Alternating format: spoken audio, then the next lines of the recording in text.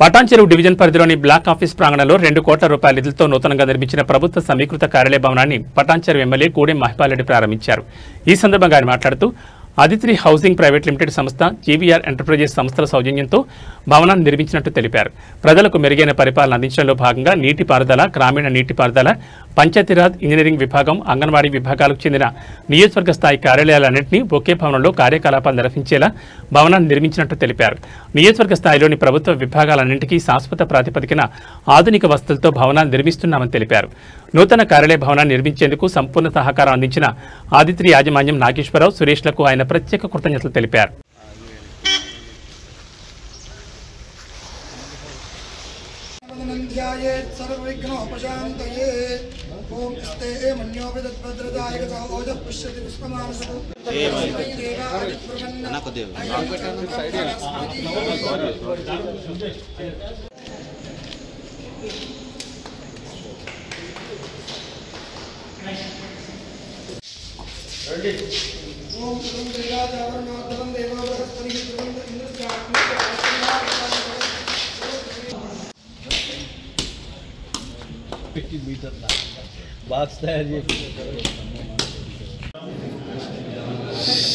ఈరోజు పటాన్చెరు నియోజకవర్గంలో MLA camp ఆఫీసులో సమితి ఆవరణంలో, మండల పరిషత్ ఆవరణంలో ఇంటిగ్రేటెడ్ ఇంజనీరింగ్ కాంప్లెక్స్ కట్టడం జరిగింది. అన్ని శాఖల వారు ఒక దగ్గర ఉంటే ప్రజలకు ఉపయోగం ఉంటుంది.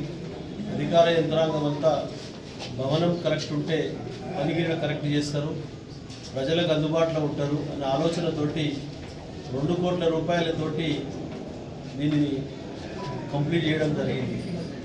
1,25 లక్షలు ఆదిత్రి కన్స్ట్రక్షన్ వారి చేత, 75 లక్షలు జీవీఆర్ ఎంటర్ప్రైజ్ చేత, మా సొంత కంపెనీ ద్వారా 75 లక్షలు పెట్టి బిల్డింగ్ భవనాన్ని కంప్లీట్ చేయడం జరిగింది.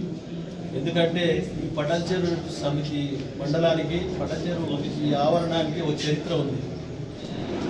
ఇది ఒక రాజ్యాంగం ఏర్పడిన తర్వాత ఇది సమితిగా ఏర్పాటు, పరిపాలన వ్యవహారం, పంచాయతీరాజ్ చట్ట వ్యవహారం ఏ విధంగా ఉంటుందనే ఆలోచనతో ఆల్ ఇండియా లెవెల్లో ఇది ఒక మోడల్ సమితిగా తీసుకున్నటువంటి ఒక స్థలం. ఇది గప్పు నర్సయ్య అని 9 ఎకరాల 27 గుంటలు ల్యాండ్ పటాన్చెరు నివాసి అయినా ఈ దానం ఇవ్వడం జరిగింది.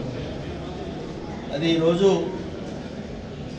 పెద్ద ఎత్తున ఈ సమితి ద్వారా పెద్ద పెద్ద నాయకులు ఎదిగి రాష్ట్రానికి సేవలు అందించిన దాఖలాలు ఇటు ఎంపీ రామచంద్రారెడ్డి గారు, సదాశివరెడ్డి గారు, చాలామంది పెద్ద పెద్ద నాయకులు దీన్ని ఇక్కడ నుంచి సమితి ప్రెసిడెంట్ చేసి వారు